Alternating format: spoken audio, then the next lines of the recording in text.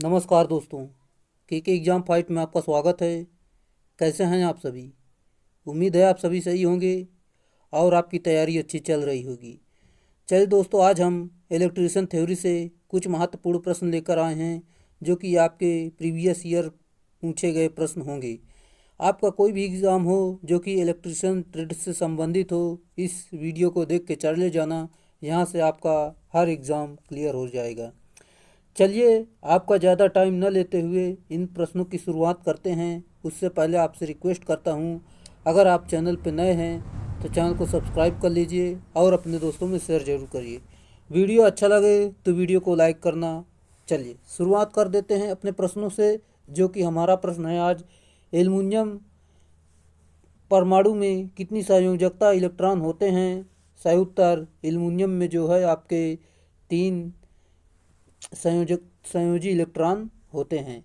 किसी भी परमाणु की अंतिम कक्षा संयोजी कक्षा में उपस्थित मुक्त इलेक्ट्रॉनों की संख्या संयोजी इलेक्ट्रॉन कहलाती है। चलिए यहाँ पर हम देखते हैं एल्युमिनियम के अंतिम कक्षा में 3 मुक्त इलेक्ट्रॉन हैं, अतः संयोजकता इसकी 3 इलेक्ट्रॉन ही होगी। अगला प्रश्न, यूरेनियम का परमाणु क्रमांक कितना होता है? सही उत्तर, जो कि 92 होता है। यूरेनियम का परमाणु क्रमांक 92 होता है। यह एक चमकदार श्वेत रंग की धातु है। इसका भार 238.03 होता है। यूरेनियम एक रेडियो एक्टिव पदार्थ है जिन पर मंद गति वाले न्यूट्रॉन का प्रवाह कर अभिक्रिया कराई जाती है। अगला प्रश्न, दो धनात्मक आवेशों को परस्पर निकट रखे जाने पर वे एक दूसरे को डैश डैश करेंगे। सही उत्तर, प्रतिकर्षित करेंगे। जैसे कि दो समान प्रकार के आवेश सदैव एक दूसरे को प्रतिकर्षित करते हैं तथा असमान प्रकार के आवेश एक दूसरे को आकर्षित करते हैं। अगला प्रश्न हमारा दिया गया है, ऊंची इमारतों में नुकीले चालक लगाए जाते हैं क्योंकि वह, सही उत्तर, मेघ से आवेशों को हटाकर पृथ्वी तक स्थानांतरित कर देते हैं। चलिए व्याख्या देख लेते हैं, जो कि ऊंची इमारतों में नुकीले चालक लगाए जाते हैं क्योंकि वह मेघ से आवेश को हटाकर पृथ्वी में स्थानांतरित कर देते हैं। अगला प्रश्न, निम्न में से कौन सा बलों की विद्युत रेखाओं का एक गुण नहीं है?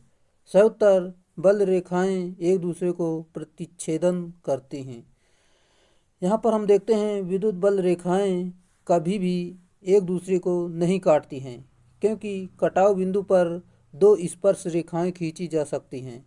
विद्युत बल रेखा पर खींची गई स्पर्श रेखा की दिशा प्रदर्शित करती है। एक साथ दो दिशाएं संभव नहीं होती हैं। अगला प्रश्न, एक नियॉन टेस्टर को इसके डेड डैश वोल्टेज द्वारा निर्दिष्ट किया जाता है। सही उत्तर, जो कि कार्यकारी वोल्टेज द्वारा निर्दिष्ट किया जाता है। यहाँ पर हम देखते हैं एक नियॉन टेस्टर को इसके कार्यकारी वोल्टेज द्वारा निर्धारित किया जाता है। जैसे कि यहाँ पर मैं आपको बता दूँ, ये आपका नियॉन टेस्टर है जो कि ये हर इलेक्ट्रिशियन के पास लगभग होता है। नियॉन टेस्टर फेज टेस्टर पेचकस के समान होता है। इसके द्वारा सप्लाई में फेज टेस्ट किया जाता है। इसमें 8 सेंटीमीटर लंबा ब्लेड लगा होता है और इसका प्रयोग 500 वोल्ट तक की विद्युत की उपलब्धता को जांच करने के लिए किया जाता है। अगला प्रश्न, लकड़ी के सामानों पर छोटे छिद्र बनाने के लिए डेड डैश का उपयोग किया जाता है। सही उत्तर, जो कि बर्मा यानी गिमलेट का, लकड़ी के सामानों पर छोटे छिद्र बनाने के लिए बर्मा का उपयोग किया जाता है। अगला प्रश्न, SWG डेड डैश को मापने के लिए प्रयुक्त किया जाता है। सही उत्तर, व्यास मापने के लिए इसका प्रयोग हम करते हैं। SWG यानी स्टैंडर्ड वायर गेज व्यास मापने के लिए प्रयोग में लाया जाता है। अगला प्रश्न, निम्नलिखित में से कौन सा तार गेज में उच्च धारा वहन क्षमता होती है? सही उत्तर, जो कि जिसका SWG सबसे कम होगा उसमें धारा उच्च वहन क्षमता ज़्यादा होती है, जो कि ये आपका मोटा तार होगा इसकी तुलना में, जो कि इन सभी की तुलना में।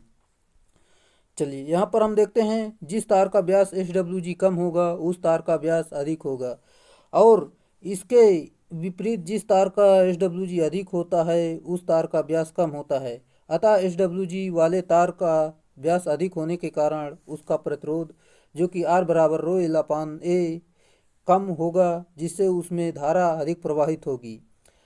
अतः उपरोक्त प्रश्नानुसार इसमें SWG जो 18 वाला है यह सबसे मोटा तार होगा। अगला प्रश्न, 500 वाट का टोस्टर 30 मिनट तक चालू रखने पर उपयोग की गई ऊर्जा कितनी होगी? सही उत्तर यहाँ पर मैं आपको बताऊंगा। जैसे कि यहाँ पर आपका पावर दिया गया है और यहाँ पर समय, यानी आपका समय कितना, 30 मिनट। 30 मिनट समय दिया गया है, जो कि इसको सेकंड में बदलेंगे। फिर फार्मूला होता है जो कि ऊर्जा बराबर पावर इंटू समय, दोनों को गुणा कर लेंगे और आपका यहाँ पर उत्तर निकल कर आ जाएगा। Option number D 900 kilo joule सही उत्तर इसका आ जाएगा।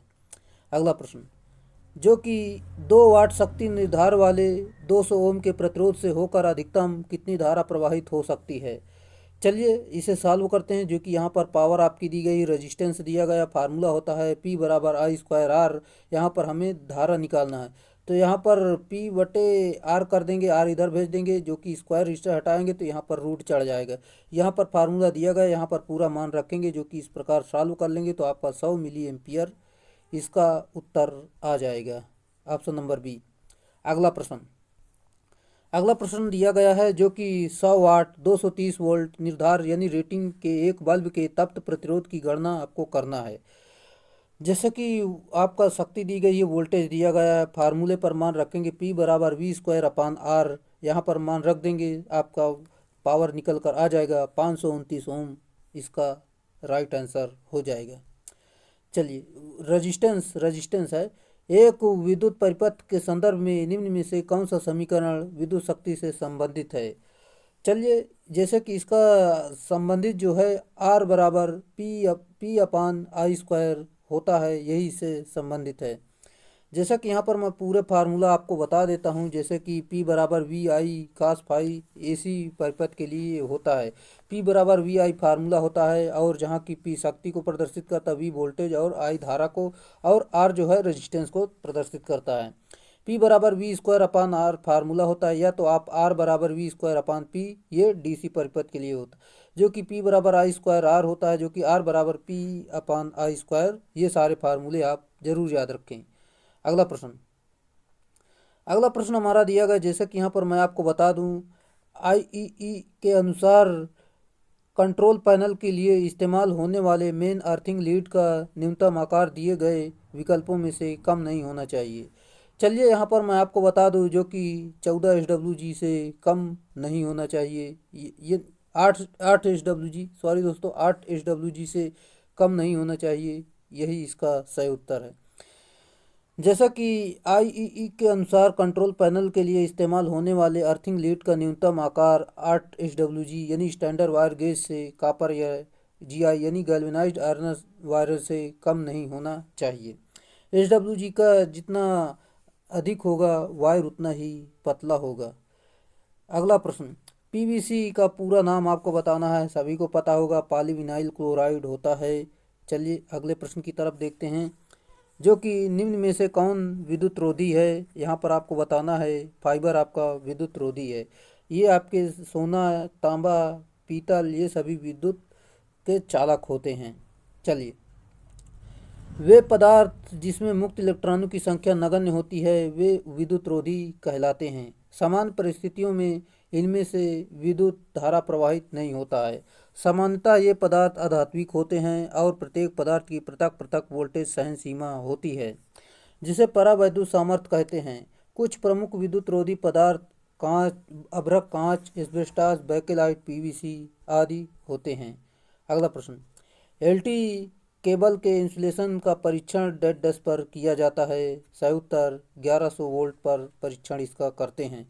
LT यानी लो टेंशन केबल का इंसुलेशन परीक्षण 1100 वोल्ट पर किया जाता है। अगला प्रश्न, H श्रेणी के विद्युत रोधी का सीमित तापमान होता है। सही उत्तर 180 डिग्री होता है। चलिए अगले प्रश्न की तरफ देखते हैं। अगला हमारा प्रश्न है, निम्न में दिए गए एम्पलीफायरों में से कौन ट्यूनिंग के लिए चर कैपेसिटर का प्रयोग करता है? सही उत्तर जो कि RF ये करता है, रेडियो फ्रिक्वेंसी। इलेक्ट्रोस्टैटिक उपकरण में प्रयुक्त कैपेसिटेंस गुणक का उपयोग निम्नलिखित में से किसकी माप के लिए किया जाता है? सही उत्तर उच्च एसी वोल्टता माप के लिए हम करते हैं। इलेक्ट्रोस्टैटिक उपकरण एक उच्च एसी वोल्टता मापांक यंत्र होता है जिसमें द्रव घर्षण डैम्पिंग यानी फील्ड फ्रिक्शन डैम्पिंग का प्रयोग किया जाता है। चलिए अगला प्रश्न हमारा दिया गया एक कैपेसिटर के यांत्रिक तापन के लिए आमतौर पर किसे जिम्मेदार माना जाता है? सही उत्तर लीकेज प्रतिरोध को जिम्मेदार हम मानते हैं। कैपेसिटर के तापमान में वृद्धि होने का कारण लीकेज प्रतिरोध होता है जिसके कारण कैपेसिटर का तापमान बढ़ जाता है। जब लीकेज प्रतिरोध का मान अत्यधिक हो जाते हैं तो इसे कैपेसिटर की दक्षता पर प्रभाव पड़ता है। अगला प्रश्न, अगर किसी कैपेसिटर के डाइइलेक्ट्रिक को एक सुचालक पदार्थ में बदल दिया जाए तो क्या होगा? सही उत्तर प्लेट में शॉर्ट सर्किट हो जाएगा। यहाँ पर मैं आपको बता दूँ, यदि किसी कैपेसिटर के डाइइलेक्ट्रिक को एक सुचालक पदार्थ में बदल दिया जाए तो कैपेसिटर एक शॉर्ट सर्किट पाथ बन जाएगा। इस कारण उस कैपेसिटर की प्लेटें आपस में शॉर्ट हो जाएंगी। डाइइलेक्ट्रिक पदार्थ के साथ स्थान पर कुछ सुचालक भरने से कोई प्रतिरोध नहीं रहेगा जिससे धारा अनंत हो जाएगी, वह सर्किट शॉर्ट सर्किट हो जाएगा। अगला प्रश्न, एक 20 ओम प्रतिरोधक तथा 1000 माइक्रोफैरड कैपेसिटर को एक स्विच द्वारा 5 वोल्ट की डीसी सप्लाई से सीरीज के रूप में जोड़ा जाता है। स्विच को बंद करने की स्थिति में परिपथ के माध्यम से जाने वाली धारा कितनी होगी? चलिए इसका सही उत्तर हो जाएगा जो कि यहाँ पर 0 होगी, जो कि यहाँ पर चलिए हम कारण सहित आपको बताते हैं। इस प्रकार के प्रश्नों में जहाँ संधारित्र यानी कैपेसिटर के सापेक्ष दिश धारा का संयोजन हो वहाँ प्रतिघात का मान अनंत हो जाता है और फलस्वरूप धारा का मान शून्य होगा, या कहें संधारित्र खुले परिपथ की भांति कार्य करेगा। चलिए दिश धारा यानी डीसी को यहाँ पर कैपेसिटर जो है ब्लॉक करता है, एसी को पास करता है, कहने का अर्थ ये है। चलिए अगला प्रश्न, न्यूनतम धारा जिस पर ट्रिप परिपथ को पूर्ण करने के लिए आर्मेचर आकर्षित होता है उसे क्या कहा जाता है? सही उत्तर पिकअप करंट यानी पिकअप धारा। और यहाँ पर मैं आपको बता दूं, न्यूनतम धारा जिस पर ट्रिप परिपथ को पूर्ण करने के लिए रिले आर्मेचर को आकर्षित करता है उसे पिकअप करंट कहा जाता है। अगला प्रश्न, निम्न में से कौन सा उपकरण समानता तड़ित रक्षक के लिए प्रयोग में लाया जाता है? सही उत्तर ZNO वरिष्टर। तड़ित रक्षक के सुरक्षा के लिए ZNO वरिष्टर का उपयोग किया जाता है। अगला प्रश्न दिया गया परिपथ वियोजक में लघुपथ संरक्षण डैश द्वारा दिया जाता है। सही उत्तर तापी मोचन। यहाँ पर मैं आपको बता दूं, परिपथ वियोजक में लघुपथ संरक्षण तापी मोचन द्वारा किया जाता है। परिपथ वियोजक का प्रयोग वैद्युत लाइनों को ऑन ऑफ तथा ओवरलोड शॉर्ट सर्किट अवस्था में ऑफ करने में किया जाता है।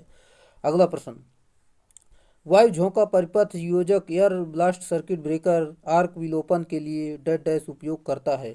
सही उत्तर जो कि उच्च दबाव वायु विस्फोट का उपयोग किया जाता है। इसमें वायु झोंका परिपथ वियोजक यानी air blast circuit breaker arc विलोपन के लिए उच्च दबाव वायु विस्फोट का उपयोग करता है। अगला प्रश्न, एक ऐसा उपकरण जो सामान्यतः एक फ्यूज के स्थान पर कम वोल्टेज वाले विद्युत संजाल नेटवर्क में प्रयोग किया जाता है। सही उत्तर लघु परिपथ विच्छेदक यानी मिनिएचर सर्किट ब्रेकर का प्रयोग किया जाता है।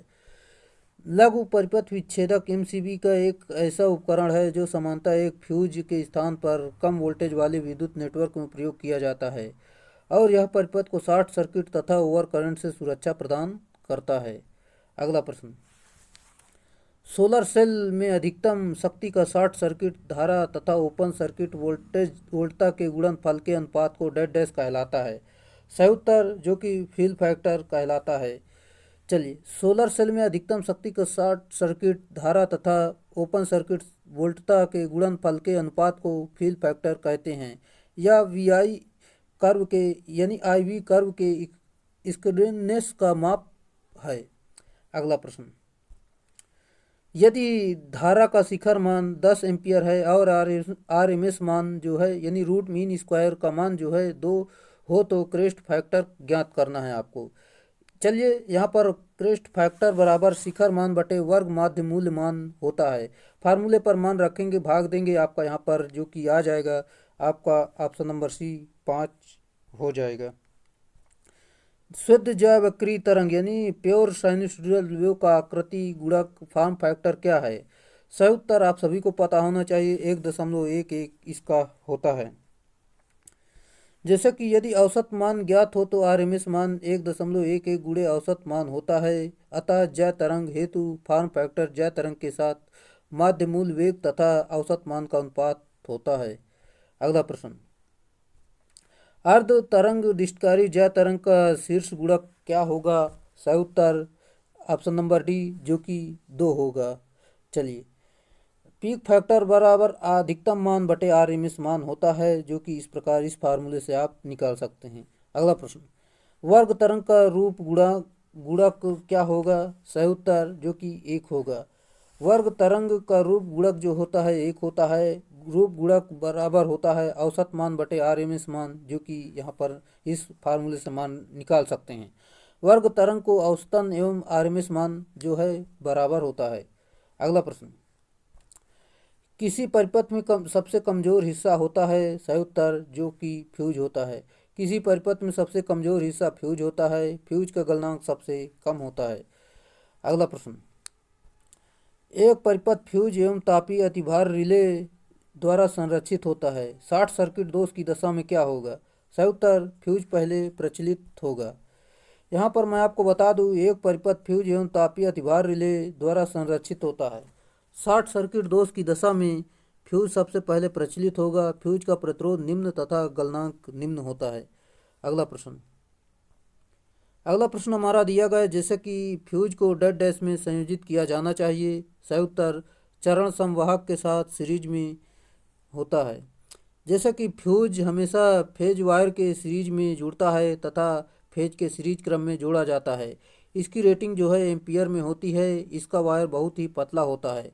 फ्यूज वायर अधिकतम जो है इसमें टिन तथा लेड के बने होते हैं, जो कि टिन इसमें 63% और जो शीशा जो होता है यानी पीवी जो होता है इसमें 37% होता है। अगला प्रश्न, एचआरसी फ्यूज में विच्छेद और अंतिम धारा शून्य के बीच का समय होता है। सही उत्तर आर्कन काल होता है। यहाँ पर मैं आपको बता दूँ, एचआरसी फ्यूज में विच्छेदन और अंतिम धारा शून्य होने के बीच का समय आर्कन काल कहलाता है। फ्यूज को हमेशा फेज वायर के सीरीज में लगाया जाता है, जिसकी फ्यूज की रेटिंग जो है एम्पियर में होती है और इसकी विदारक क्षमता जो होती है 66 किलो वोल्ट से लेकर 500 मेगा वोल्ट एम्पियर तक होती है।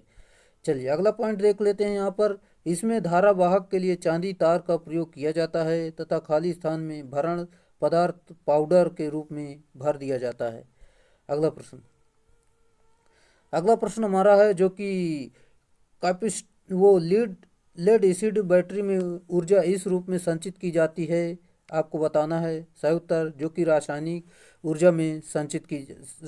ऊर्जा इसमें संचित रहती है, इससे विद्युत ऊर्जा हम लेते हैं।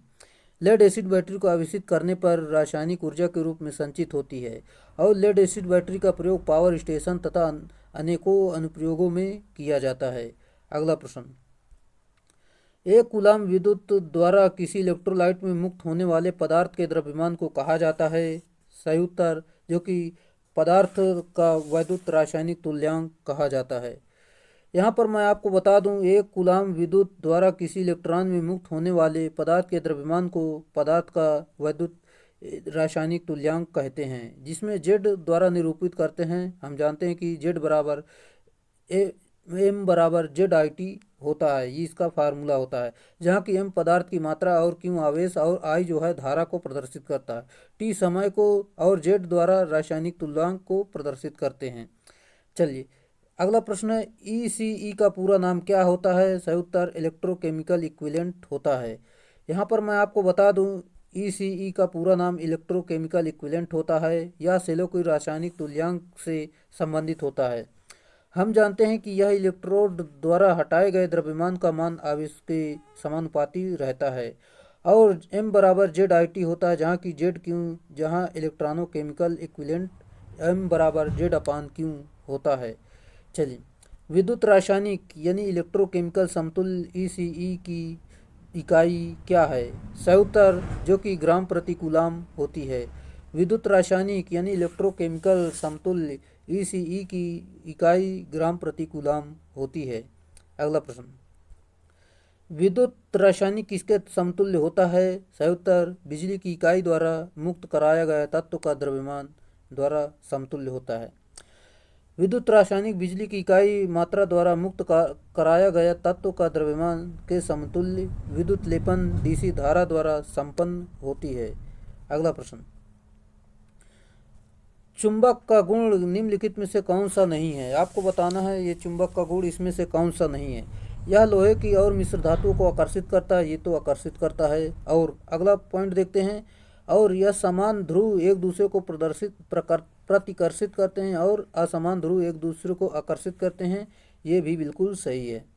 चलिए अगला पॉइंट है, अगला पॉइंट हमारा दिया गया है, चुंबक को जब खंडों में तोड़ा जाता है तब प्रत्येक खंड एक स्वतंत्र चुंबक के रूप में कार्य नहीं करता है। ये दोस्तों आपका गलत है, ये आपका कार्य करता है। दो खंड में तोड़ दोगे तो उसमें नॉर्थ और साउथ मतलब उसके दो पोल बन जाते हैं। चलिए यहाँ पर हथौड़े से तोड़ने पर, गर्म करने पर या ऊंचाई से गिराए जाने पर चुंबक का गुण समाप्त हो जाता है, ये बिल्कुल सही है। आपका जो ऑप्शन नंबर सी वही आपका गलत दिया गया है। चलिए अगला प्रश्न, फेराइड निम्नलिखित में से संबंध है? सही उत्तर जो कि फेरी चुंबकीय सामग्री से ये संबंध होता है। अगला प्रश्न, विद्युत चुंबक की कुंडली से प्रवाहित होने वाली विद्युत धारा जब उत्क्रमित होती है तब क्या होता है? आपको बताना है क्या होगा। सही उत्तर इसका हो जाएगा, जैसा कि यहाँ पर मैं आपको बता दूं, चुंबकीय क्षेत्र की दिशा में उत्क्रमित हो जाती है। अगला प्रश्न, ये व्याख्या देख लेते हैं। विद्युत चुंबक की कुंडली से प्रवाहित होने वाली विद्युत धारा जब उत्क्रमित होती है तब चुंबकीय क्षेत्र की दिशा उत्क्रमित हो जाती है। इस प्रकार विद्युत धारा वहन करते हुए चालक के चारों ओर की स्थिति वह क्षेत्र जिसमें चुंबकीय प्रभाव उपस्थित होती है विद्युत चुंबकीय क्षेत्र कहलाता है। चलिए दोस्तों अगर आपको वीडियो पसंद आ रहा है तो वीडियो को लाइक कर दें, क्योंकि ये वीडियो बनाने में काफ़ी मेहनत लगती है, इसलिए इस वीडियो को आप ज़रूर लाइक करें। और मैं आपको बता दूं दोस्तों, इस समय वर्तमान में जो वैकेंसी चल रही हैं, इस समय आप जगह नहीं बना पाएँ तो मान लो आपको इस समय इतनी सारी वैकेंसियां हैं, आपको इस ऐसा मौका कभी नहीं मिलेगा। जो कि सभी स्टेट में वैकेंसी आ चुकी हैं, जो कि बिहार में आ चुकी है, जो कि और पंजाब में, महाराष्ट्र में हर जगह वैकेंसी है, यूपी में मेट्रो की आ चुकी है, सेल वगैरह की चल ही रही होगी। तो दोस्तों आप तैयार हैं, इसलिए आप मान लो अच्छे से तैयारी करेंगे तो यहाँ कहीं ना कहीं आपकी एक सीट पक्की हो जाएगी। इसलिए आप तैयारी शुरू कर दें, बढ़िया से तगड़ी से तैयारी करें ताकि आपका सिलेक्शन निश्चित ही हो जाए 2024 में। और अगर हमारे चैनल पर काफ़ी अच्छा सारा बहुत सारा कंटेंट पड़ा हुआ है, यहाँ से आप अच्छे से पूरी वीडियो प्लेलिस्ट देखकर आप अपना तैयारी सुनिश्चित कर सकते हैं और अपना सिलेक्शन पक्का कर सकते हैं। चलिए यहाँ पर मैं आपको बता दूं, जैसे कि दिया हुआ चित्र निम्नलिखित में से किसका चिन्ह है? सही उत्तर आपका दिया गया है जो कि विद्युत झटके का खतरा, ये आपका दिखाया गया है। चलिए जैसे कि यहाँ पर निषेधात्मक चिन्ह के बारे में बात करें तो आकृति, वृत्ति, रंग, किनारा। आकृति जो होती है वृत्ति होती है, और रंग जो होता है किनारे का वो लाल होता है, और क्रॉस बार श्वेत पृष्ठभूमि पर काला संकेत होता है। चलिए अब बात करते हैं मैनोडेटरी यानी सकारात्मक चिन्ह के बारे में, जो कि उपनाम इनका जो होता है आवश्यक चिन्ह। आकृति, वृत्ति, रंग, नीले पृष्ठभूमि पर श्वेत संकेत होते हैं। अगला प्रश्न, संकेत चिन्ह यानी वार्निंग, उपनाम, चेतावनी चिन्ह, आकृति, त्रिकोण, रंग, पीले पृष्ठभूमि पर काले बॉर्डर पर एवं संकेत होते हैं। अगला प्रश्न, सूचनात्मक चिन्ह जो होता है, आकृति इसकी जो होती है वर्गाकार अथवा आयताकार रंग के होते हैं, हरे पृष्ठभूमि पर श्वेत रंग के होते हैं। यहाँ पर आप देख सकते हैं जो कि इस प्रकार है, यहाँ पर आप देख सकते हैं जैसे कि यहाँ पर लाल के लिए, यहाँ पर जो कि अग्निशामक यंत्र के लिए यहाँ पर दिया गया है, जो कि लकड़ी, कागज, प्लास्टिक आदि के लिए इसमें एक मान लो इसके अंतर्गत आती है, इसको जल से आप बुझा सकते हैं। चलिए इस प्रकार सभी देख लीजिएगा जो कि ये पूछे जाते हैं आपकी एग्जाम में। हम अगले प्रश्न की तरफ चलते हैं। जैसे कि निषेधात्मक संकेत की पृष्ठभूमि का रंग डैश डैश होता है और इसका आकार डैश डैश होता है। सही जो कि इसका पृष्ठभूमि का रंग जो होता है सफ़ेद होता है और इसका आकार जो होता है वो वृत्ताकार होता है। यहाँ पर मैं आपको बता दूं जैसे कि निषेधात्मक संकेत की पृष्ठभूमि का रंग सफ़ेद होता है और इसका आकार वृत्ताकार होता है। यह दर्शाता है कि जिसे कार्य को नहीं करना उसके अतिरिक्त एक अन्य वृत्ताकार चिन्ह आवश्यक चिन्ह है जो नीले पर्दे पर श्वेत रंग वाला होता है। यह करना मतलब यह क्या करना चाहिए यानी आपका ये संकेत को दर्शाता है। अगला प्रश्न हमारा दिया गया यदि 4 कैपेसिटर को जिनमें से प्रत्येक 16 माइक्रोफैरेड का है तो सीरीज में जोड़ा जाता है तो उसका परिणामी क्षमता क्या होगी। 4 को यहाँ पर सीरीज में जोड़ लेंगे जैसे कि यहाँ पर प्रतिरोध का इसमें उल्टा होता है, इस प्रकार आप जोड़ सकते हैं इस फार्मूले पर जो कि आपका यहाँ पर या तो आप C बराबर N भी कर सकते हैं जो कि इस प्रकार जैसे कि 16 है यहाँ पर कर सकते हैं जो कि यहाँ पर जैसे कि 4 का भाग देंगे तो यहाँ पर 4 आ जाएगा जो कि इसमें दिया नहीं गया। इसका सही उत्तर ऑप्शन नंबर डी होगा, इसमें से कोई उत्तर नहीं है। और समांतर में देख सकते हैं इसका 64 आ जाएगा तो समांतर के लिए यहाँ पर दिया गया है लेकिन सीरीज के लिए यहाँ पर नहीं दिया गया। अगला प्रश्न हमारा दिया गया एक संतुलित थ्री फेज स्टार संयोजित प्रणाली में फेज वोल्टा और लाइन वोल्टा के बीच संबंध क्या होता है। सही उत्तर जो कि लाइन वोल्टेज बराबर √3 लाइन वोल्टेज फेज वोल्टेज की √3 गुना होता है। चलिए जैसा कि यहाँ पर 3 phase star connected system has current जो कि लाइन धारा फेज धारा के बराबर होती है। वोल्टेज में यहाँ पर देख सकते हैं स्टार में जैसे कि लाइन वोल्टेज फेज वोल्टेज के √3 गुना होती है। 3 phase delta connected system has current यानी डेल्टा में आप यहाँ पर देख सकते हैं लाइन धारा बराबर √3 फेज धारा होती है, फेज धारा के √3 गुना होती है। इसमें वोल्टेज आपका जो है लाइन धारा फेज धारा के मतलब लाइन वोल्टेज फेज वोल्टेज के बराबर होता है। उम्मीद आपको समझ में आ रहा होगा। अगला प्रश्न परिपथ में विद्युत शक्ति को डैश के रूप में व्यक्त किया जा सकता है। सही उत्तर जैसे कि यहाँ पर मैं आपको बता दूं वोल्टा को धारा से गुणा करके और वोल्टा के वर्ग को प्रतिरोध से विभाजित करके और धारा के वर्ग के प्रतिरोध से गुणा करके, ये सारे इसका सही उत्तर होगा। चलिए अगला प्रश्न हमारा दिया गया है सोल्डरिंग प्रक्रमों में निम्नलिखित में से किस यौगिक का उपयोग अभिवाह के रूप में नहीं होता है। सही उत्तर जो कि मैग्नीज क्लोराइड ये इसका उत्तर होता है।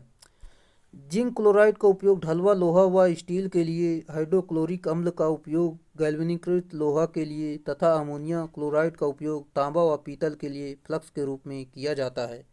अगला प्रश्न सोल्डरिंग आयरन के 2 तत्व किस प्रकार से जुड़े होते हैं। सही उत्तर जो कि सीरीज में जुड़े होते हैं। सोल्डरिंग आयरन के 2 तत्व सीरीज से जुड़े होते हैं। अगला प्रश्न हमारा दिया गया जैसे कि यहाँ पर प्रतिरोधकों को पीसीबी में सोल्डर करने के लिए सोल्डरिंग आयरन की वाट क्षमता क्या होनी चाहिए। सही उत्तर जो कि 25 वाट की होनी चाहिए। अगला प्रश्न हमारा दिया गया है निम्नलिखित में से कौन सा मास सोल्डरिंग तकनीकी का प्रकार नहीं है। सही उत्तर जो कि आयरन सोल्डरिंग ये आपकी मास सोल्डरिंग की प्रकार नहीं है, जबकि dip soldering, drag soldering, wave soldering ये सभी होते हैं। मास सोल्डरिंग तकनीकी के प्रकार निम्न प्रकार के dip soldering, drag soldering, wave soldering होते हैं। अगला प्रश्न सोल्डरिंग के लिए अनुशंसित व्यवस्था यानी कॉन्फ़िगरेशन डैश होती है। सही उत्तर जो कि लैप ज्वाइंट। सोल्डरिंग के लिए अनुशंसित व्यवस्था कॉन्फ़िगरेशन लैप ज्वाइंट होती है। अगला प्रश्न विद्युत सोल्डरिंग आयरन का उपयोग निम्नलिखित में से किसके लिए किया जाता है। सही उत्तर जो कि वाइंडिंग तारों और तारों के जोड़ सोल्डर करने के लिए उपयोग किया जाता है। दोस्तों अगर आप हमारे और वीडियो को देखना चाहते हैं तो आप डिस्क्रिप्शन में जा सकते हैं, वहां पर सारी प्लेलिस्ट बनी हुई हैं और इलेक्ट्रीशियन टॉपिक वाइज भी पढ़ सकते हैं।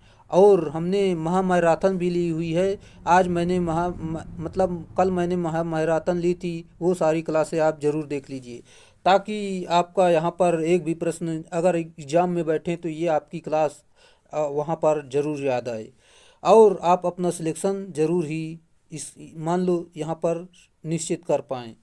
चलिए यहाँ पर मैं आपको एक प्रश्न यहाँ पर आपको होमवर्क में दे रहा हूँ, इसे आप ज़रूर कमेंट करके बताएं। चलिए नहीं, मैं आपको यहाँ पर बता ही देता हूँ। जैसे कि सोल्डरिंग आयरन में हीटिंग तत्व के रूप में सबसे अधिक उपयोग किया जाने वाला पदार्थ कौन सा है? सभी को पता होगा, जो कि नाइक्रोम होता है। अगला प्रश्न हमारा दिया गया, जो कि निम्नलिखित में से कौन एक केबल में जमीन के तार का सही लेबलिंग नहीं है? सही उत्तर जो कि यहाँ पर XG नहीं है। चलिए अगला प्रश्न आपका दिया गया है, GI पाइप की अर्थिंग में चारकोल तथा नमक की मात्रा क्या होती है?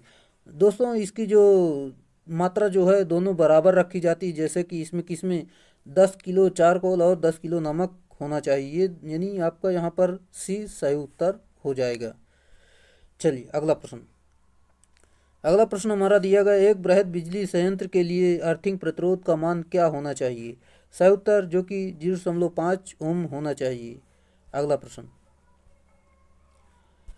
भू संपर्क तार जोड़ा जाता है? सही उत्तर जो कि जमीन से जोड़ा जाता है, यानी अर्थिंग आपकी जो है जमीन से होती है।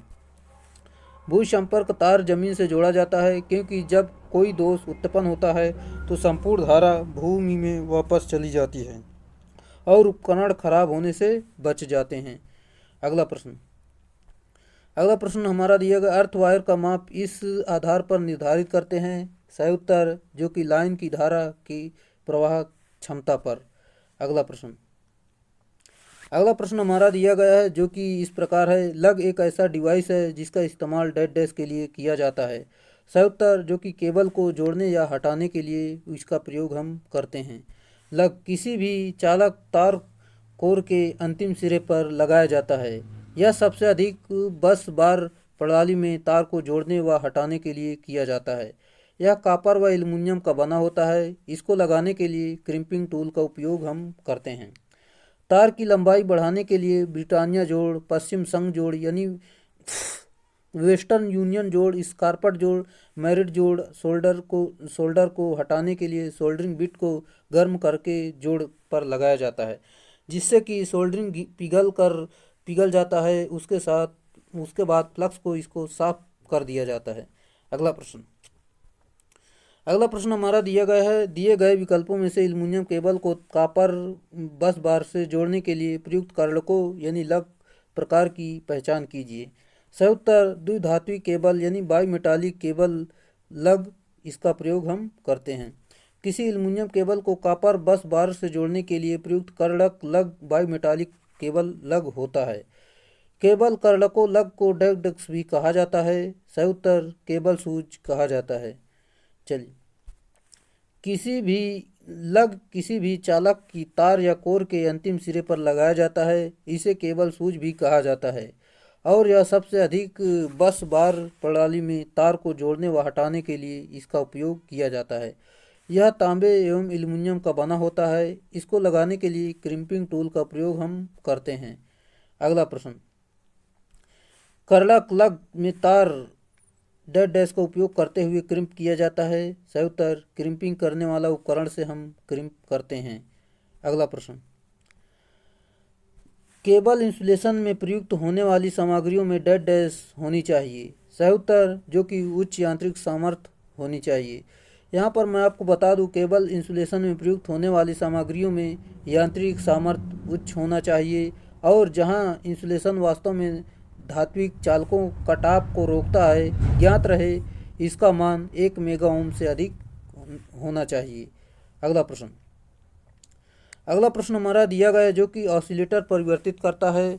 आपका सही उत्तर हो जाएगा जो कि ऑसिलेटर जो होता है, यहाँ पर मैं आपको बता दूं, ये आपका DC को AC में परिवर्तित करता है। यानी यहाँ पर आपको DC को AC में वांछित आवृत्ति में परिवर्तित करता है। एक बार फिर से आपको बता दूं, ऑसिलेटर यानी दोलित्र DC को AC में वांछित आवृत्ति को परिवर्तित करता है। यह एक इलेक्ट्रॉनिक युक्ति होती है। अगला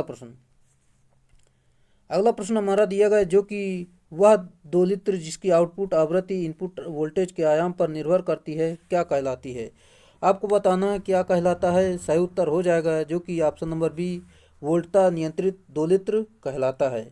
चलिए, यहाँ पर मैं आपको बता दूँ दोलित्र जिसकी आउटपुट आवृत्ति इनपुट वोल्टेज के आयाम पर निर्भर करती है वोल्टता नियंत्रित दोलित्र कहलाता है। दोलित्र एक युक्ति है जो डीसी शक्ति को एसी शक्ति में रूपांतरित करती है। यद्यपि एसी वोल्टता एक निश्चित आवृत्ति पर उत्पादन प्रत्यावर्तक द्वारा भी किया जाता है, परंतु दोलित्र परिपथों द्वारा विभिन्न आवृत्तियों पर एसी वोल्टेज उत्पन्न करना सरल होता है। अगला प्रश्न, अनुनाद परिपथ का प्रयोग निम्नलिखित में से होता है। सही उत्तर एम्पलीफायर और ऑसिलेटर दोलित्र के रूप में इसका प्रयोग हम करते हैं। अनुनाद परिपथ का प्रयोग एम्पलीफायर और ऑसिलेटर यानी दोलित्र दोनों में करते हैं हम।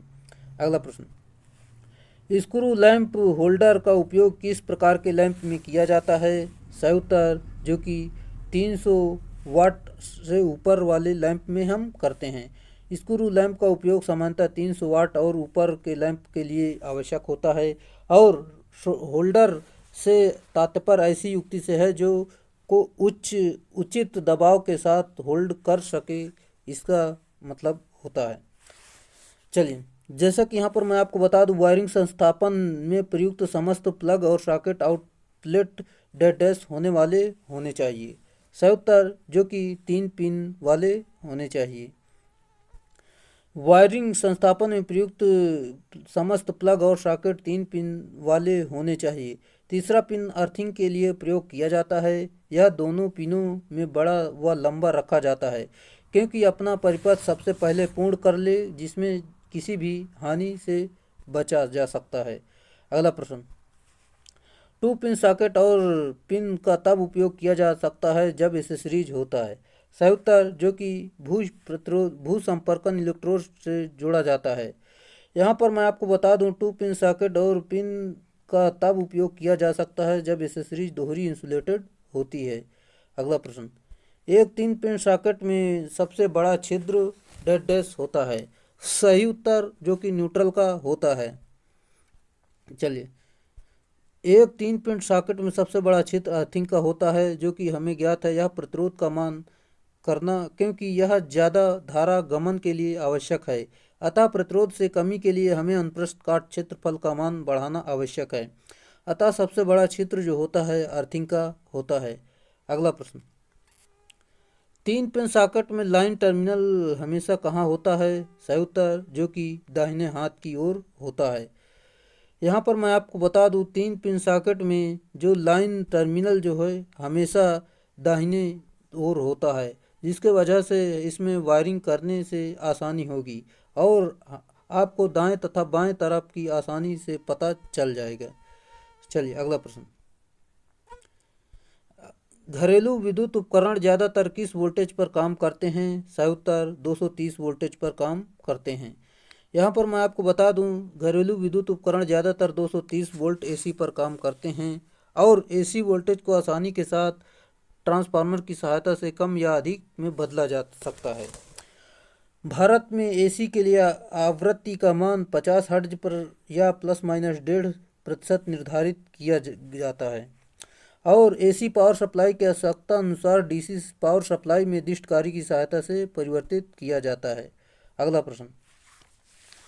प्रश्न हमारा दिया गया है जो कि सीलिंग पंखे में ज़मीन से न्यूनतम ऊंचाई होनी चाहिए। सही उत्तर जो कि कम से कम आपकी ऊंचाई 2.5 मीटर होनी चाहिए। अगला प्रश्न हमारा दिया गया है, वह वायरिंग सिस्टम कौन सा है जो बिजली के झटकों से मुक्त है। सही उत्तर आपका है जो कि ऑप्शन नंबर बी, केसिंग और केपिंग वायरिंग होती है। चलिए, जैसा कि यहाँ पर केसिंग और कैपिंग वायरिंग बिजली के झटकों से मुक्त होती है और केसिंग कैपिंग मुख्यतः 2 प्रकार की होती है, लकड़ी की केसिंग कैपिंग वायरिंग और दूसरा जो होता है पीवीसी केसिंग कैपिंग वायरिंग होती है। और कुछ महत्वपूर्ण फैक्ट देख लेते हैं जो कि लकड़ी की केसिंग कैपिंग वायरिंग में केबल यांत्रिक चोट से सुरक्षित रहती है। केसिंग कैपिंग वायरिंग में फेज तथा न्यूट्रल तार अलग अलग रहने से स्पार्किंग और शॉर्ट सर्किट से आग लगने की संभावना भी कम होती है। अगला प्रश्न, आईएसआई के नियमों के अनुसार किसी भी लाइटिंग सर्किट में अधिकतम भार डेड डैश से ज़्यादा नहीं होना चाहिए। सही उत्तर जो कि यहाँ पर 800 वाट से ज़्यादा नहीं होना चाहिए और यहाँ पर मैं पावर की बात करूँ तो यहाँ पर 3000 वाट से ज़्यादा नहीं होना चाहिए, उसमें 2 बिंदु होते हैं। अगला प्रश्न, डीसी जनित्र में प्रेरित ईएमएफ ज्ञात करने का सूत्र क्या है? सही उत्तर जो कि E बराबर 5ZNP/60 A होता है। चलिए यहाँ पर हम देखते हैं जो कि इस प्रकार है, जैसे कि जनरेटर का ईएमएफ किस पर निर्भर करता है? सही उत्तर जो कि पोल्स की संख्या पर और फ्लक्स प्रति पोल पर, समांतर पथों की संख्या पर, चालकों की संख्या पर, ये सभी पर आपका निर्भर करता है। अगला प्रश्न, यदि एक वैकल्पिक की गति आधे से कम हो जाती है तो इसके उत्पन्न ईएमएफ डैश डैश हो जाएगी। सही उत्तर 1 आधा हो जाएगा। यहाँ पर मैं आपको बता दूँ, जब गति बढ़ेगी तो ई आपका भी बढ़ेगा, यानी ईएमएफ आपका भी बढ़ेगा, और गति घटेगी तो ईएमएफ भी घटेगा। और यहाँ पर मैं आपको बताऊँ, जैसे कि गति आधे से कम हो जाती है तो ईएमएफ भी 1 आधा हो जाएगा। अगला प्रश्न, एक 8 पोल वाले डीसी जनरेटर में 900 आरपीएम चालक और प्रति ध्रुव फ्लक्स 20 मेगावेबर है तो 500 आरपीएम पर चल रहा है। यदि आर्मेचर को सिंप्लेक्स लैप वाइंडिंग के रूप में जोड़ा जाए तो उत्पादित ईएमएफ की गणना करना है आपको। चलिए इसे देखते हैं, जैसे कि इसे सॉल्व करते हैं, जो कि यहाँ पर इस प्रकार सॉल्व करेंगे, पूरा मान रखेंगे, इसको कैलकुलेशन आपको करना है। कैलकुलेशन कर लेंगे तो आपका 160 उत्तर हो जाएगा, जो कि ऑप्शन नंबर डी इसका सही उत्तर निकल कर आ जाएगा। चलिए कैलकुलेशन कर लेना, बाकी हम अगले प्रश्न की तरफ मूव करते हैं, जो कि दिष्टकारी जनित्र यानी डीसी जनरेटर में क्रम विनियमक का काम क्या है? सही उत्तर जो कि एसी को डीसी में परिवर्तित करना होता है। चलिए, डिस्टकारी जनित्र में क्रम विनियामक यानी कम्यूटेटर का कार्य एसी को डीसी में तथा डीसी को एसी में परिवर्तित करना होता है। कार्बन ब्रश धारा का संग्रहण करके कम्यूटेटर को देता है, तब कम्यूटेटर एकत्रित धारा को डीसी में परिवर्तित करता है। अगला प्रश्न हमारा इस प्रकार है, जैसे कि किसी डीजल जनरेटर सेट में सफ़ेद धुआं दिखाई देता है तो वह सूचित करता है कि सही उत्तर जो कि दहन कक्ष में पानी है, ये आपका सूचित करता है। जैसे कि किसी डीसी जनरेटर डीजल जनरेटर में सफ़ेद धुआं दिखाई देता है तो वह दहन कक्ष में पानी होने की सूचना देता है। अगला प्रश्न हमारा दिया गया जो कि इस प्रकार है, यहाँ पर मैं आपको बता दूं, जैसे कि यहाँ पर एक डीसी शंट जनित्र की चुंबकन अभिलक्षणिक वक्र किन चीज़ों के बीच संबंध दिखाती है? सही उत्तर जो कि वाई अक्ष पर प्रेरित ईएमएफ, एक्स अक्ष पर क्षेत्र धारा, इस प्रकार आप देख सकते हैं। चलिए अगला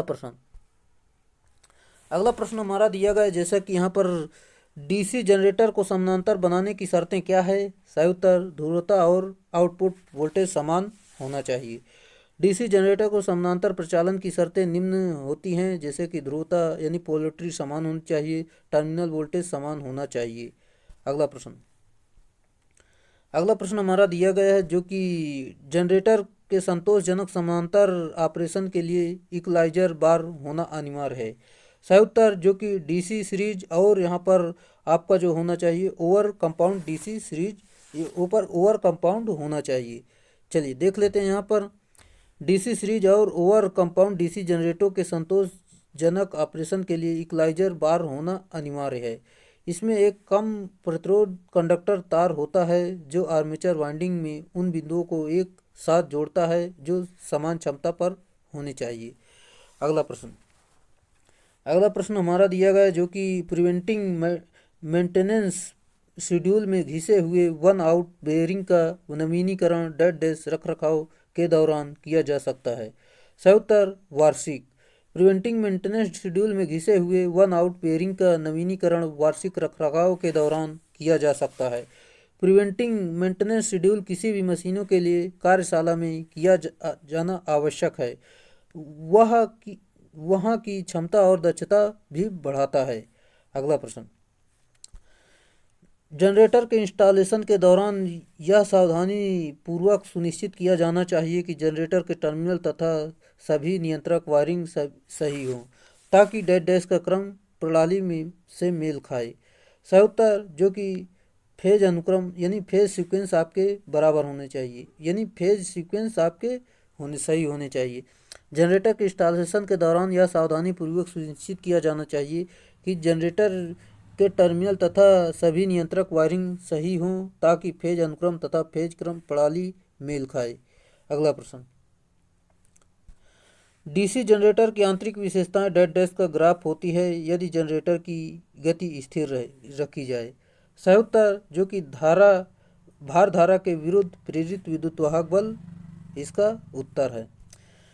डीसी जनरेटर यांत्रिक ऊर्जा को विद्युत ऊर्जा में बदलती है जिसकी आंतरिक विशेषताएं भार धारा के विरुद्ध प्रेरित विद्युत वाहक बल का ग्राफ प्रदर्शित करती है। ज्ञात रहे इस अवस्था के लिए जनित्र स्थिर गति में होना चाहिए, अतः डीसी शंट जनरेटर के लिए अच्छा वक्र प्रदान करती है। अगला प्रश्न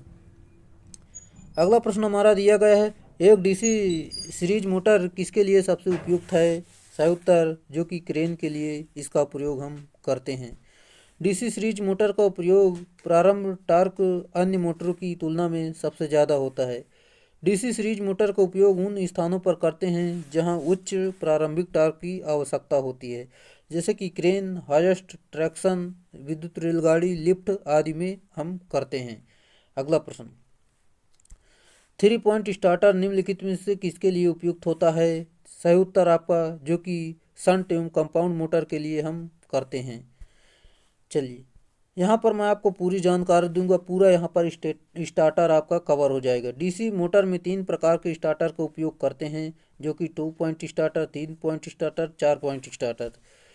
और जो 2 पॉइंट स्टार्टर आपका होता है वो सीरीज मोटर के लिए प्रयोग करते हैं, और जो 3 पॉइंट स्टार्टर होता है और 4 पॉइंट स्टार्टर इसे 3 पॉइंट डीसी शंट मोटर और 4 पॉइंट डीसी कंपाउंड मोटर के लिए करते हैं मुख्यतः। नहीं तो आप 3 पॉइंट या 4 पॉइंट दोनों motor, DC shunt motor, DC compound motor दोनों को स्टार्ट कर सकते हैं, ये आप जरूर याद रखें। अगला प्रश्न, वाट लियोनार्ड नियंत्रण क्या है। सही उत्तर जो कि वोल्टेज कंट्रोल विधि होती है। इसमें हम देखते हैं जो कि वाट लियोनार्ड नियंत्रण एक विभव नियंत्रक विधि होती है। इसके द्वारा विलगित यानी उत्तेजित मोटर की गति को नियंत्रित करते हैं। इसमें एक मोटर जनरेटर सेट उपयोग करते हैं।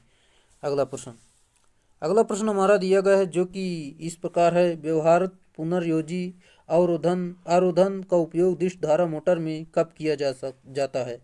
सही उत्तर जब भार में प्रत्यावस्थान विशेषताएं होती हैं। यहाँ पर मैं आपको बता दूं, व्यवहार्यता पुनर्योजी आरोधन का उपयोग दिश धारा मोटर प्रत्यावस्थान के लिए किया जाता है। अगला प्रश्न, डीसी मोटर के छुटपुट ह्रास को मापने के लिए निम्नलिखित में कौन से परीक्षण प्रयुक्त किए जा सकते हैं। सही उत्तर रनिंग डाउन टेस्ट हम करते हैं। जैसे कि रिटार्डेशन या रनिंग डाउन टेस्ट मोटर और जनरेटर को अलग करने के लिए लागू होती है। इसके द्वारा स्ट्रेन नुकसान के लिए किया जाता है। दिए गए लोड पर आर्मेचर और शंट कॉपर लॉस जानकर दक्षता का पता लगाया जा सकता है। यह शंट मोटर व जनरेटर में काम में लिया जाता है। अगला प्रश्न, निम्न में से कौन सा परीक्षण डीसी शंट मोटर पर रनिंग डाउन परीक्षण भी किया जाता है। सही उत्तर जो कि रिटार्डेशन परीक्षण में रनिंग डाउन टेस्ट भी करते हैं। डीसी शंट मोटर रिटार्डेशन परीक्षण को रनिंग डाउन परीक्षण भी कहते हैं। रिटार्डेशन टेस्ट परीक्षण द्वारा स्ट्रे व कॉपर हानियों का पता लगाया जाता है, जैसे कि स्ट्रे लॉस बराबर आयरन लॉस प्लस यांत्रिक लॉस होता है। अगला प्रश्न, दिए गए सर्किट आरेख में क्रमशः आयोजित किए जा रहे परीक्षण के प्रकार की पहचान आपको करना है। सही उत्तर जो कि आपका ब्रेक टेस्ट दिखाया जा रहा है।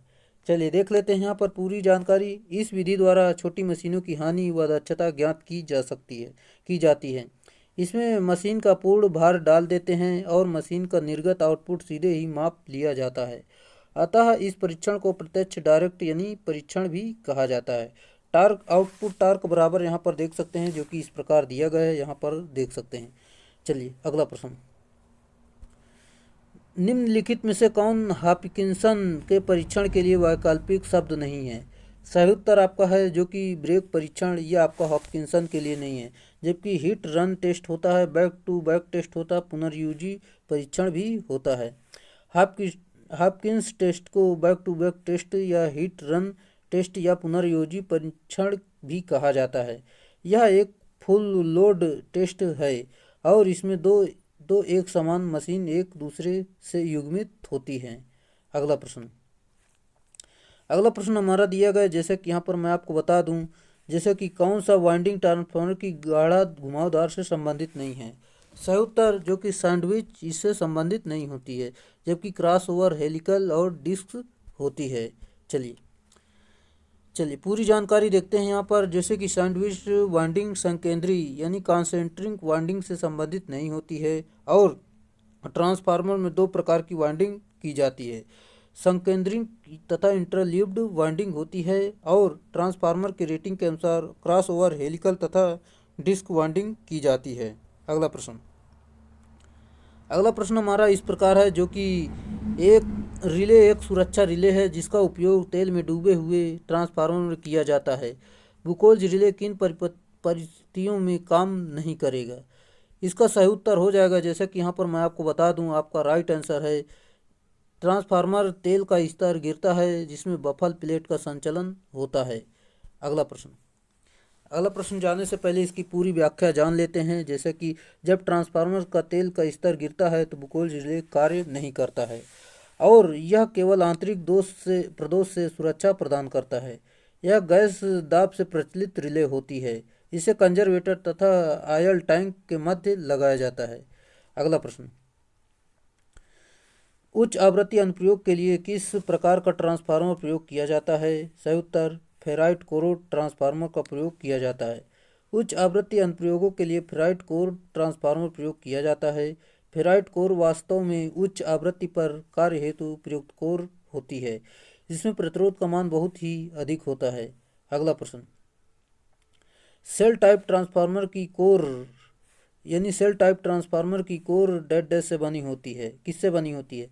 सही उत्तर उच्च ग्रेड के सिलिकॉन स्टील से बनी होती है। यहाँ पर देखते हैं जैसे कि सेल टाइप ट्रांसफार्मर उच्च ग्रेड के सिलिकॉन स्टील से बनी होती है। सेल टाइप ट्रांसफार्मर उच्च धारा के लिए, कोर टाइप ट्रांसफार्मर उच्च वोल्टता के लिए प्रयोग में लिए जाते हैं। इसके अतिरिक्त एक अन्य प्रकार का ट्रांसफार्मर होता है जो बेरी टाइप प्रकार का ट्रांसफार्मर होता है। अगला प्रश्न, निर्माण के संबंध में निम्न में से कौन सा ट्रांसफार्मर एक प्रकार नहीं है। सही उत्तर जो कि रोटा कोर टाइप ट्रांसफार्मर नहीं है। और कोर टाइप होता है, सेल टाइप होता है, स्पाइरो कोर टाइप होता है। यहाँ पर पूरी व्याख्या जानते हैं, जो कि रोटा कोर प्रकार के ट्रांसफार्मर नहीं होता है। साथ ही ज्ञात रहे ट्रांसफार्मर एक स्थैतिक युक्ति है जो केवल आउटपुट में वोल्टता के मान को बढ़ा या घटा देती है। यदि ट्रांसफार्मर कोर प्रकार का हो तो यह आउटपुट वोल्टता का मान बढ़ा देता है। साथ ही यदि यह सेल प्रकार का हो तो यह धारा के मान में वृद्धि करता है। अगला प्रश्न हमारा दिया गया है, निर्माण के अनुसार सल्फिल कोल या वाउंड कोर टाइप ट्रांसफार्मर को डेड डैश के नाम से भी जाना जाता है।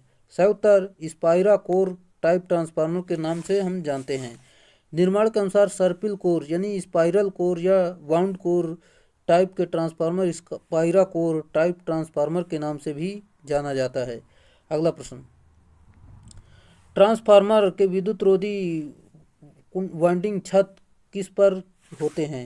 सही उत्तर फेरोमैग्नेटिक कोर पर होते हैं। ट्रांसफार्मर विद्युत रोधी वाइंडिंग फेरोमैग्नेटिक कोर प्रकार की होती है। ज्ञात रहे ट्रांसफार्मर एक नियत आवृत्ति पर ऊर्जा स्थानांतरण युक्ति है। इसमें ऊर्जा स्थानांतरण विद्युतीय रूप से न होकर चुंबकीय रूप से होता है। इस प्रकार की मशीनों में घूर्णी हिस्से न होने के कारण घर्षण हानियाँ भी नहीं होती हैं। अगला प्रश्न, यूपीएस प्रणाली में आपात उपयोगी बैटरियां डेड डैश होती हैं। सही उत्तर निकिल कैडमियम की होती हैं। यूपीएस यानी अनट्रैप्ड पावर सप्लाई इसका पूरा नाम होता है। प्रणाली में आपात इमरजेंसी उपयोगी बैटरियां निकल कैडमियम की होती हैं और यह द्वितीयक सेल होता है। इसमें निकिल कैडमियम क्षारीय सेल होता है और इसकी जो संरचना होती है एडिशन सेल के समान होती है। अंतर सिर्फ इतना होता है कि इसमें नेगेटिव प्लेट के रूप में कैडमियम धातु का प्रयोग किया जाता है। पॉजिटिव प्लेट निकिल आलेपित स्टील का ही रहता है। अगला प्रश्न, मोटर में स्थैतिक आवृत्ति स्टैटिक फ्रीक्वेंसी चेंजर का कार्य क्या है? सही उत्तर जो कि गति विनियामक प्राप्त करने के लिए इसका प्रयोग हम करते हैं। अगला प्रश्न हमारा दिया गया है, जैसे कि परिवर्तनीय आवृत्ति ड्राइव का उपयोग आउटपुट वेव फॉर्म क्या है? सही उत्तर जो कि pulse with modulated sine wave के लिए करते हैं। यहाँ पर फिर से एक बार आपको बताना चाहेंगे जो कि वेरिएबल फ्रीक्वेंसी ड्राइव एक प्रकार का मोटर नियंत्रक होता है। इसके इनपुट में साइन वेव देने पर आउटपुट पर pulse with modulated sine wave प्राप्त होता है। वेरिएबल फ्रीक्वेंसी ड्राइव द्वारा फ्रीक्वेंसी को परिवर्तित करके मोटर की गति को नियंत्रित करते हैं। अगला प्रश्न हमारा दिया गया है, डेट डैश एक एनपीएन डिवाइस जिसमें एक कम पॉजिटिव गेट करंट द्वारा चालन में ट्रिगर किया जा सकता है और एक निगेटिव गेट सिग्नल द्वारा टर्न ऑफ किया जा सकता है। सही उत्तर जीटीओ इसका उत्तर है। जीटीओ एक पूर्ण नियंत्रित युक्ति है। इसमें धनात्मक गेट सिग्नल द्वारा चालू तथा ऋणात्मक गेट सिग्नल द्वारा बंद किया जा सकता है। अगला प्रश्न, विद्युत पंखा नियामक नियंत्रण परिपथों में किस प्रकार के नियंत्रक डिवाइस का प्रयोग करते हैं? सही उत्तर ट्रायक का प्रयोग हम करते हैं। विद्युत पंखा नियामक नियंत्रण परिपथ में ट्रायक नियंत्रण डिवाइस प्रयुक्त करते हैं। यह एक वोल्टता नियंत्रित युक्ति है जो वास्तव में थायरिस्टर परिवार का सदस्य होती है। अगला प्रश्न, ट्रायक मोटर नियंत्रक परिपथ में स्नबर परिपथ का प्रयोग क्यों करते हैं? सही उत्तर आभासी ट्रिगर टालने के लिए इसका प्रयोग हम करते हैं। जब ट्रायक ऑन हो तो MT1 और MT2 के बीच प्रवाहित होने वाली प्रिंसिपल धारा कहलाती है। यह मुख्य धारा होती है तथा ट्रायक एक सममिति युक्ति होती है। अगला प्रश्न, शक्ति नियंत्रक परिपथ में डायक का प्रयोजन क्या है? सही उत्तर दृष्टकारी के रूप में इसका प्रयोग हम करते हैं। डायक का उपयोग SCR तथा ट्रायक के लिए सोल्ड स्टेट यानी सॉलिड स्टेट ट्रिगर डिवाइस के रूप में किया जाता है। यहाँ पर आप देख सकते हैं। इस डायग्राम को देखना, आपको बताना ये क्या है। सही उत्तर ये आपका है डायक होता है। डायक को दर्शा रहा है ये आकृति। डायक में दो डायोड एक दूसरे के समांतर लेकिन विपरीत दिशा में जुड़े रहते हैं।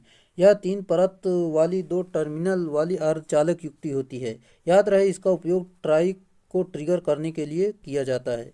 अगला प्रश्न, थिम्बल्स का प्रयोग डेड डैश में किया जाता है। सही उत्तर अति उच्च विभव में किया जाता है। जैसा कि यहाँ पर मैं आपको बता दूं, थिम्बल्स का प्रयोग अति उच्च विभव में किया जाता है और थिम्बल का प्रयोग एल्युमिनियम चालकों के समापक सिरों को एकल तार में बदलने हेतु यानी आपको केबल स्टैंडर्ड चालकों से बना होता है, जिसे किसी छिद्र में प्रविष्ट करते समय यह तार में फैल जाते हैं। इसे फैलने से रोकने के लिए थिम्बल का प्रयोग किया जाता है और थिम्बल समापक सिरों को जकड़ा रहता है। थिम्बल के प्रयोग में सर्वोत्तम वैद्युतिक संयोजन प्राप्त होता है। अगला प्रश्न, विप्रेरण की एक समान दक्षता को ध्यान में लेकर यदि वोल्टेज को n गुना बढ़ा दिया जाए तो चालक का अमाप क्या है? सही उत्तर मूल अमाप से 1/n² बढ़ जाएगा, जैसे कि इस प्रकार यहाँ पर देख सकते हैं।